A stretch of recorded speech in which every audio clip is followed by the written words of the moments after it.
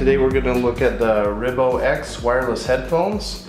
This is the model XBT 780. These are some Bluetooth headphones. We'll start by taking them out of the box. I opted for the white set, so it's got white and gold. Got all your controls here on the one ear. Comes with a nice little bag. Kind of cool, faux leather. Excuse me. And then of course your USB cable to charge it. And it looks like you can use a headphone jack if you'd like. So it plugs in here so you can have it wired, which actually I think is really awesome because I like to have the option to go both wired and wireless. It has an instruction manual. It looks like Chinese on this side.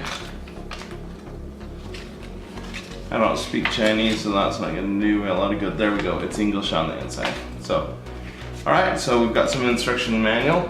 I'm going to have to go try it out, so let me sync it up with my phone and I'll give it a try and then I'll come back and talk to you about it. Let me pause it. Alright, so been wearing these headphones for a while now. A few observations. One is they're comfortable, which is nice. They fit pretty well. They're snug over the ear, and while they don't cut all the sound out, they certainly, like any over-the-ear headphones, are going to cut a lot of your outside sound out. So that's kind of nice. I do wish they were a little more sound isolating, but at this price point, you're not going to find that. So they're pretty nice. I do like how I've never seen this on over-the-ear headphones before, that they actually put what ear on the inside. So we've got our right ear, left ear, as well as on the outside on your metal, which is kind of handy because it matters when you have the controls. By default, almost all headphones have the controls on the right side, and these are no different.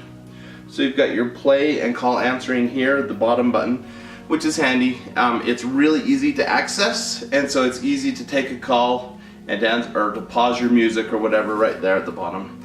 Then you've got forward tracking and back tracking, volume up and volume down. So your standard volume settings for the headphones. They look really nice. I like the gold and the white. I am a little worried about how clean they stay over time. As a baldy, I'm guessing that the inside rim of this is going to get dirty, so I'm wondering if maybe I should have gone ahead and gotten the black ones instead of the white, but we'll see. We'll give it some time. For now, they look super styling, and so that's pretty cool. This blue light stays on as long as the headphones are on, which is nice because you know when they're on and when they're off, so you can make sure that you power down to save your battery. And I doubt you heard that, but it said power off when you click it. Often when you get these kinds of headphones that are made overseas, the instructions as well as the audio prompts are in foreign languages. Lucky for us, these are clearly in English and have good instructions. So that's nice. You've got your USB jack here on the right side, and then your normal headphone jack on the left side if you want to use that. As far as the sound quality is concerned on this, I would say these are very solidly mid-range headphones. You're not going to get super amazing bass out of these. You're not going to get really clear highs either. They're kind of just standard headphones. They do have a clear sound, and from what I've observed so far, the Bluetooth has a pretty strong connection, so good on the Bluetooth. Good sound, but not amazing sound. So that's where we're at with the sound quality.